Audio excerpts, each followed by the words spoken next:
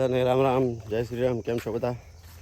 તો આજે છે ને ઓલું જે કરમાયેલા ફૂલ છે બધા, જેનાથી મેં તમને પહેલાં વિડીયોમાં કીધું હતું કે ઓલું આવે છે ફંગસ, તો હજી તોડવાનું ચાલુ છે. બધા તોડી નાખ્યા છે, અડધા તો તૂટી ગયા છે, અહીંયા સુધી પહોંચ્યા છે, આ બાજુનું બાકી છે ભાગ.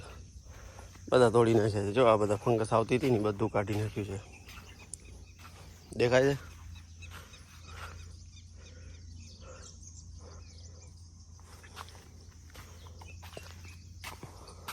હા જો ફંગસ લાગવાનું ચાલુ થયું છે.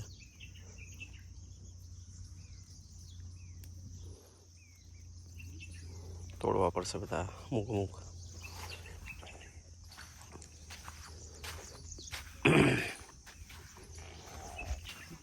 પછી લગભગ ડીએપી નખાવી દઈએ.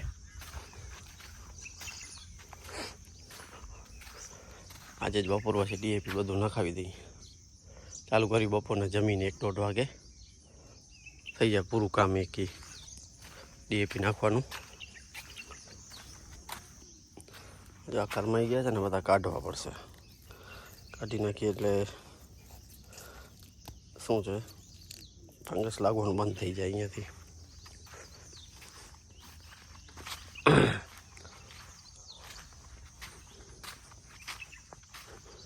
કેટલા બધા છે જુઓ તો. ફ્લાવરિંગ જ ઘણું આવ્યું છે ને એટલા માટે.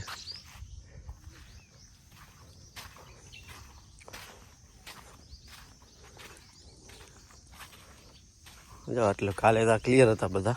અત્યારે વળી પાછું પાણી મળે ને એટલે સડવાનું ચાલુ થાય. આવી રીતે આમ કરીને કાઢવાનું. આ ભલે પડ્યું હોય, આ વાંધો નથી. કદાચ કટરથી કપાઈ જાય તો પછી કાપી નાખવાનું, પણ આમ એના લીધે નથી આવતું ફંગસ. મેન તો આજે ફ્લાવરના પત્તા છે ને એના લીધે જ આવે છે.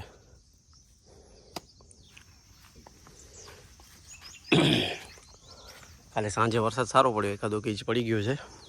પાછી છે ને નદીઓને નથી, નદી આવે ને એવો ધોધમાર વરસાદ નથી પડ્યો આપણી પાસે હજી. મુન્દ્રામાં છે 4 ઇંચ વરસાદ પડ્યો કાલે. મુન્દ્રા સાઈડ બહુ પડ્યો. પહેલાં 2-3 વખત આવી ગયો છે વરસાદ મુન્દ્રામાં, એટલે મુન્દ્રાવાળા બધા ખુશ છે. હા જુઓ ને કેવું છે, જુઓ તો. નળે આ છે બધું. પછી છે ને 1-2 દિવસમાં કોરાળી આવે ને એટલે પછી ફંગીસાઇડ છંટાવી દઈએ.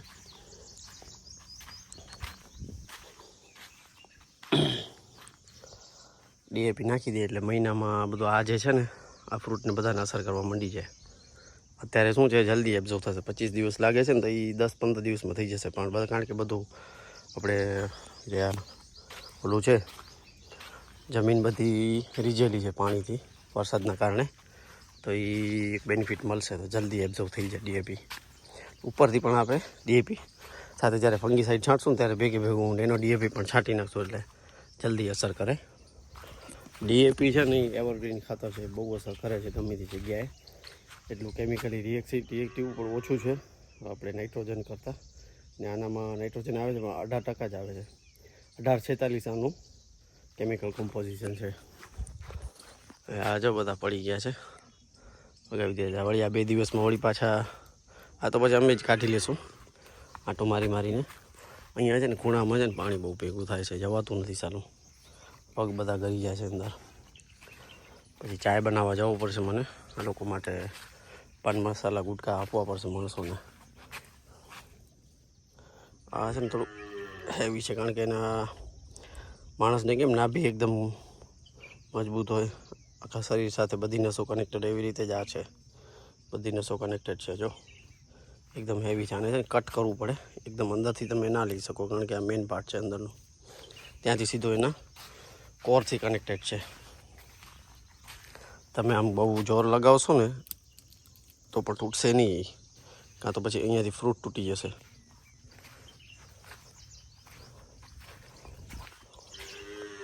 હા, ડ્રીપ ઓલી ડ્રીપ તો આ બધા હટાવી લેવા છે અહીંયાથી, કારણ કે વાલ તો અંદર વાવવાની નથી. શિયાળે બધું બેડ અહીંયાથી કાપી નવા ખાતર ભરશું, બેડ થોડોક પોળો કરી નાખશું. તો છે ને પાડું થોડીક આ બાજુ આવે તો ખુલ્લીમાં એને સ્પ્રેડ થવામાં વાંધો ના આવે. વાતાવરણ તો અત્યારે પણ થોડી ગરમી છે. પવન આ બાજુથી લાગે છે, એટલે આ બાજુથી ઈસ્ટ સાઉથ. એટલે ખબર નહીં વરસાદ આવશે કે શું છે, કારણ કે ગમે તે પવનમાં વરસાદ આવી જાય છે, કાંઈ નક્કી નથી કહેવાતું. બધું ગ્લોબલ વોર્મિંગના કારણે જે એટમોસ્ફિયર ચેન્જ આવે છે ને એના કારણે બધું ફરી ગયું છે વાતાવરણ આખું. હમણાં છે ને ડ્રોપિંગ બહુ ઓછું છે. મોસ્ટ ઓફ બધું બાજુ મકોડા અને કીડીઓને ફરે છે ને અહીંયા. આ દેખાય છે તમને મકોડા. આનું કંઈક કરવું પડશે, ઇન્ફી છાંટવી પડશે મારે. ભેગી નાખી દઈએ, વાંધો ના આવે.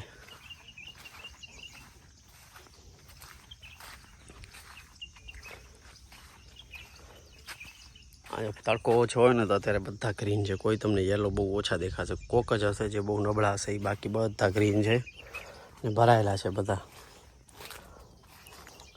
કારણ કે વિયેટનામના જે આસિયન કન્ટ્રીઝ છે ને ત્યાં આગળ છે ને તડકો બહુ ઓછો હોય છે, હ્યુમિડિટી અને આવું વાતાવરણ બહુ હોય છે. વરસાદી વાતાવરણ, મતલબ વરસાદ તો એવડો ઓછો પડે છે, ઇન્ડિયા કરતાં વધુ જ છે. પણ ત્યાં છે ને વધુ ક્વોલિટી સારી થાય છે. એનું કારણ આ છે કે તડકો ઓછો છે, હ્યુમિડિટી સારી છે ત્યાં, એટલે આને શૂટ કરે છે ડ્રેગન ફ્રૂટના ઝાડને. એટલે બહુ સારી વસ્તુ છે ત્યાં આગળ. વાતાવરણ બહુ સારું છે. થોડુંક રહ્યું છે, હવે બેઠા થાક ખાવા માટે.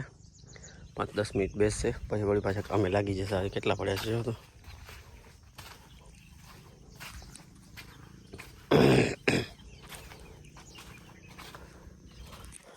ડેલી વિડીયો નાખું છું. એક દિવસ જો વિડીયો ના નાખીને તો વ્યુઅરશિપ થોડી ઘટી જાય છે. એટલે ડેલી વિડીયો નાખતા હો તો પછી ડેલી વિડીયો નાખવાનું તમે ચાલુ કરો, કાં પછી એકાંતરે નાખતો તો એકાંતરે નાખો, કે યુટ્યુબનું અલ્ગોરિધમ તમારા વિડીયોને એવી રીતે વ્યૂ કરાવે છે, મતલબ ડિસ્પ્લે કરાવે છે એના રેકમેન્ડેશન ઉપર.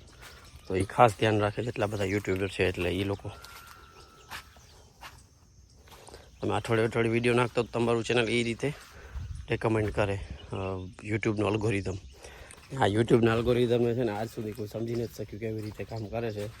એ આખી સિક્રેટ ઓપરેશન છે એ લોકોને. મતલબ આખું એક ટાઈપનું AI ટાઈપનું જ છે. આખું અલ્ગોરિધમ બનાવેલું છે, સર્વર્સ લાગેલા છે, બધું લાગેલું છે. તો ઓટોમેટિકલી તમારા વિડીયોને પુશ કરે છે. હવે હું અત્યારે ડ્રેગન ફ્રૂટ ઉપર વધુ વિડીયો બનાવું છું, તો ડ્રેગન ફ્રૂટનો ટાઇટલ આપું તો મારો વિડીયો હાલી જાય. બીજો કોઈક ટાઇટલ હોય તો એના ઉપર વ્યૂ ઓછા આવે છે. એટલે આવી રીતે બધું ચાલે છે યુટ્યુબ ઉપર. હવે ફેસબુકનું અલ્ગોરિધમ કેમ છે એ ખ્યાલ નથી મને. ફેસબુક કે ઇન્સ્ટાગ્રામ તો બધાનું બેનું સેમ જ છે, કારણ કે એક જ મેટા કંપની ઓન કરે છે. એટલા માટે સર્વર્સ બધાને એક જ થઈ ગયા છે. એક સમાચાર છે, ફેસબુક છે ને અહીંયા સારું ડેટા સેન્ટર ઊભું કરવાનું છે ઇન્ડિયામાં, જીઓ ઇન્ફોનો સાથે. એ ખબર નથી ક્યારે થવાનું છે. એવા ન્યૂઝ મને મળ્યા છે, સાચા છે ખોટા છે એ તમને ખબર. સર્ચ કરાવી લીધો ગૂગલ ઉપર. આ જો ઉપર માલ છે ને આ વખતે ઓછો લાગેલો છે, બધો લટકણીયો માલ છે. કે આ વખતે થોડોક હતો, આ વખતે ઓછો છે. જો બધે તમને નવી કણી 3 સ્ટેજમાં છે ને. આ જો આ વસ્તુ 3 સ્ટેજમાં આવી ગઈ. આ ફ્રૂટ છે, આ ફ્લાવર છે અને આ બડ્સ છે. એ બધી વસ્તુ અત્યારે કામ કરે છે. શિયાળે થોડુંક ડાઉન થશે પરફોર્મન્સ આનું, કારણ કે ઠંડી બહુ આવે છે એટલા માટે. ચાલો વિડીયોને કરીએ એન્ડ. ચેનલ પર નવા હો તો ચેનલને સબસ્ક્રાઈબ કરી દેજો, વિડીયોને શેર કરજો, લાઈક કરજો અને બેલ આઇકન દબાવવાનું ના ભૂલતા. આવજો બધાને, રામ રામ.